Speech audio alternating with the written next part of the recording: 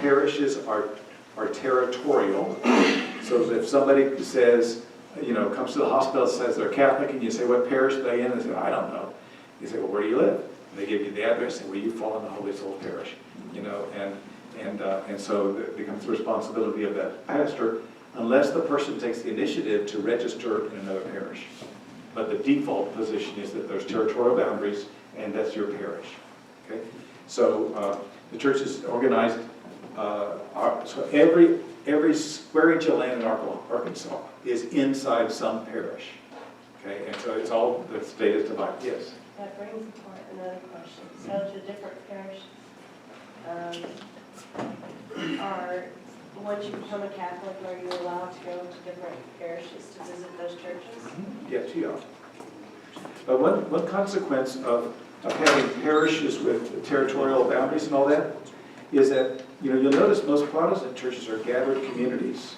So they tend to be more like-minded people that go to this church, or maybe just one language group or one ethnicity.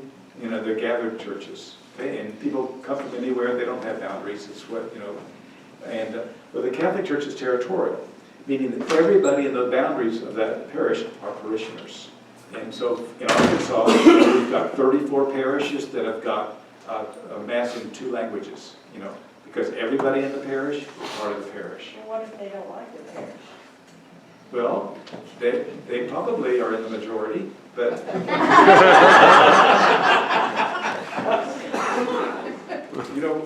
we're here to worship the Lord. We've come here to receive what the Lord offers to us, and so it's not and to come and worship Him, rather than to go where we're hearing always done the way things we like it, and being in a place where there's always something, they say that the church is the place where the person you least want to spend time with is always there, and the idea being that this is for everybody, okay? And so there should be, you would expect that there are some things about any particular parish that not everybody is wild about, but we sort of frown on shopping around to find the one that, this is the one that I like the best, because if your own parish, there's things about it you don't like, well, that's an incentive to do something to improve it, and to solve it, Yes. So you had 70 parishes and 30 what missions? It'd be like, what's 130 minus 70? 60. So you got like a bunch of missions, yeah. And what does that mean? Mission churches are churches that are not able to sustain themselves on their own. So they can't. As far as priest or money or both? Yeah. So they would share the service of the priest because they wouldn't be able to afford a priest on their own. They might not be able to provide a full religious education program. They're dependent on another church for that. And interesting, in Arkansas, by the way, we have 8 counties with no Catholic church and 34 counties with no resident priest. Okay, so we are a mission church, and living in Little Rock or living in Northwest Arkansas, you wouldn't really know it because we got large communities. But if you go to the Ozarks or down in the Ouachitas, you could go a long ways and not come across a Catholic church. And we have, I think we have 7 or 8 churches that only have services in Spanish, and then we've got a couple places that have it in Vietnamese as well as English. So it's it's real diversity in that thing. Yes. So the Carmelites, is that a mission or a parish? Neither. You're referring to the Carmelite at Mary Lake? The Mary Lake and the Sisters. Carmelites. Those are called chapels.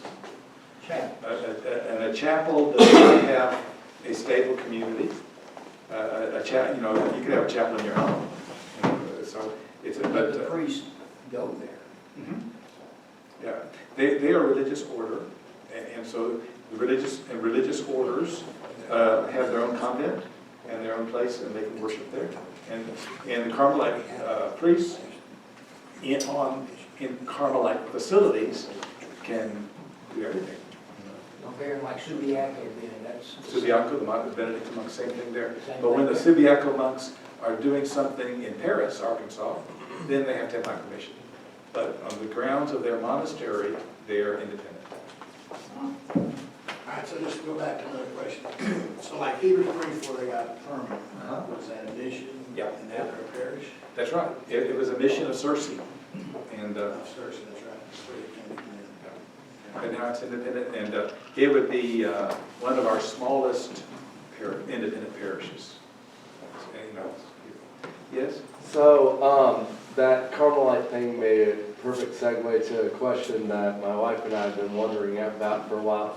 We frequently go out to St. John the Baptist in Cabot, and we were wondering just like what, we know that it's its own independent apostolate deal, but we were just wondering like what is the relationship between John the Baptist and the diocese? How much jurisdiction do you have over that? It's a personal parish. Okay. All of our parishes. Like, Y'all getting this for tennis? Y'all getting this now? A personal period. All of the parishes except that one are territorial parishes. But the one in Cabot, they have permission to worship according to what was done in 1962, the Latin Mass prior to the Second Vatican Council. And so since they, that is their mission, their ministry, their whatever, any person who would like to belong to that parish throughout the whole state can go there. And so it's a personal parish belonging to or entrusted to a religious order. Okay, that's the only personal parish that we have in Arkansas. But some other parts of the United States, especially during the time of high European immigration, had the German church and the Polish church and whatever, and those were personal parishes too, meaning that they served a certain ethnicity, and they were not territorial. But and I can make it more complicated if you like. But those are kind of on the fringe of things. But they're still under your jurisdiction. They're under my jurisdiction. They have to have faculties from me. They come to the priest retreats and all that kind of stuff.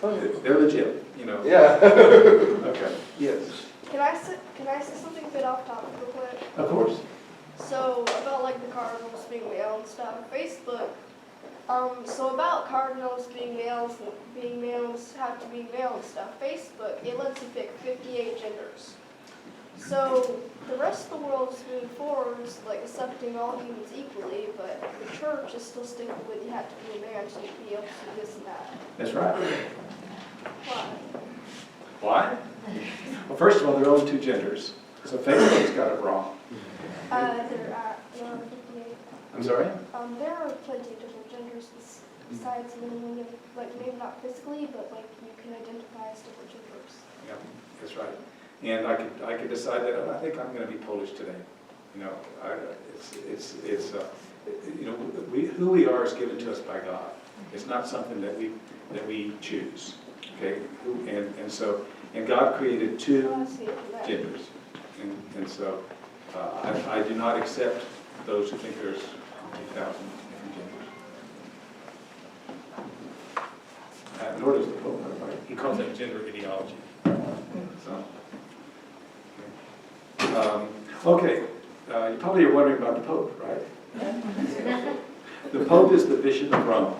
Okay. However, he's got primacy, meaning that Jesus chose Peter to be the first of the apostles. It was to Peter that he said, "On this rock I will build my church." And so Peter, from the very beginning, was regarded as the first among equals, among the apostles. You read the story of the Council of Jerusalem in Acts of the Apostles, you know, and there was a dispute, and Paul had his position, and James had his, and Peter's the one who made the decision, okay, in consultation, okay. So, and the Bishop of Rome is the successor of Peter. Peter ended up in Rome, and that's where he was martyred, and the bishops of Rome ever since.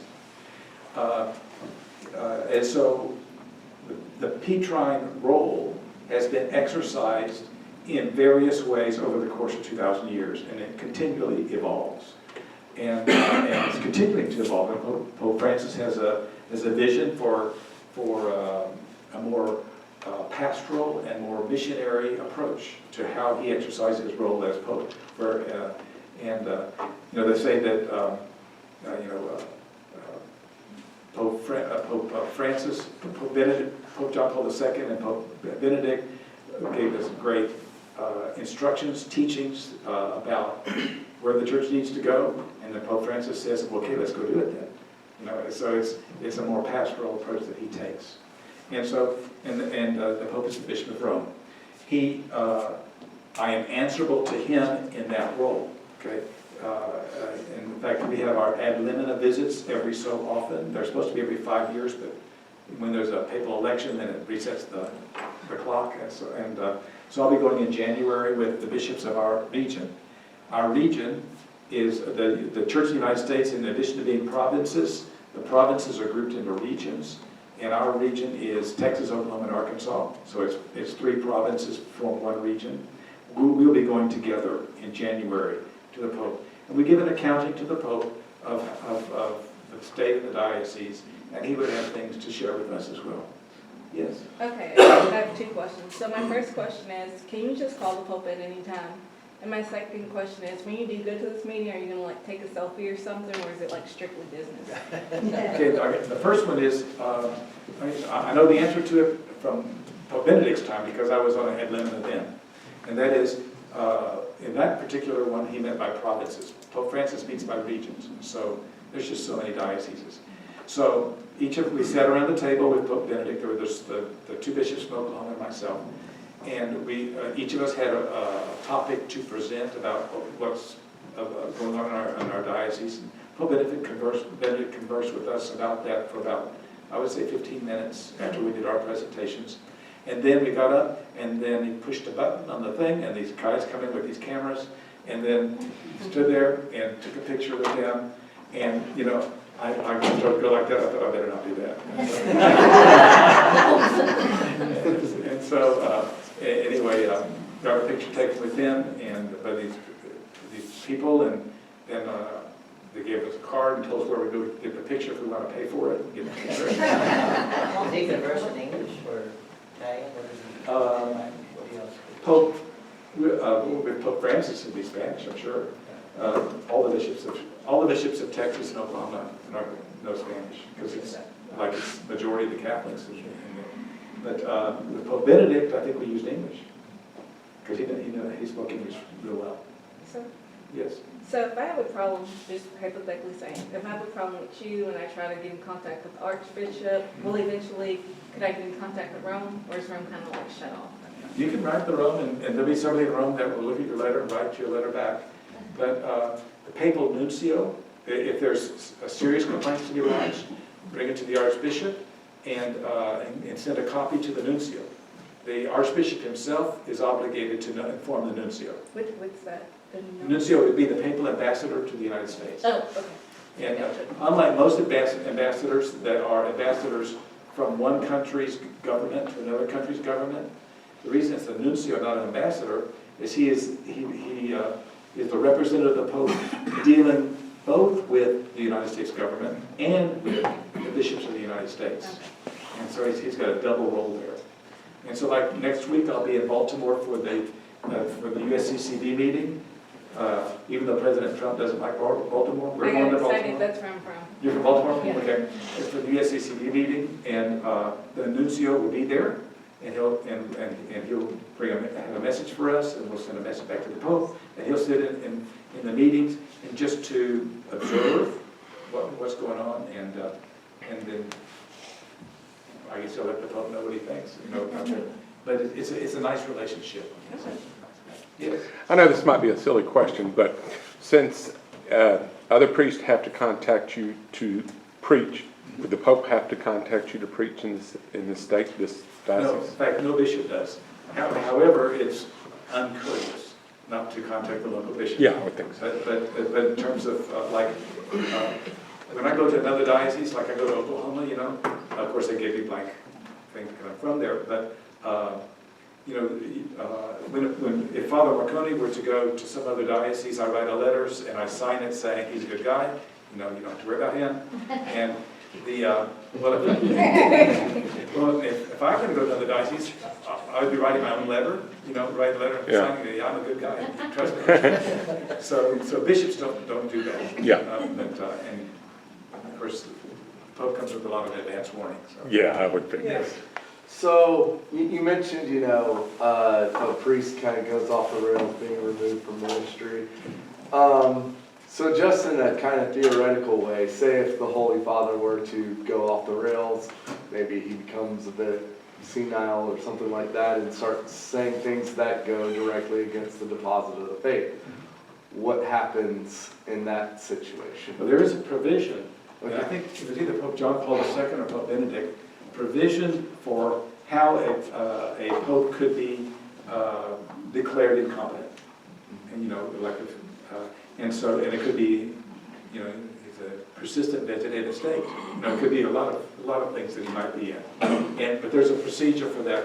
But it would have to do with mental illness rather than him saying things that some people don't like. You know, and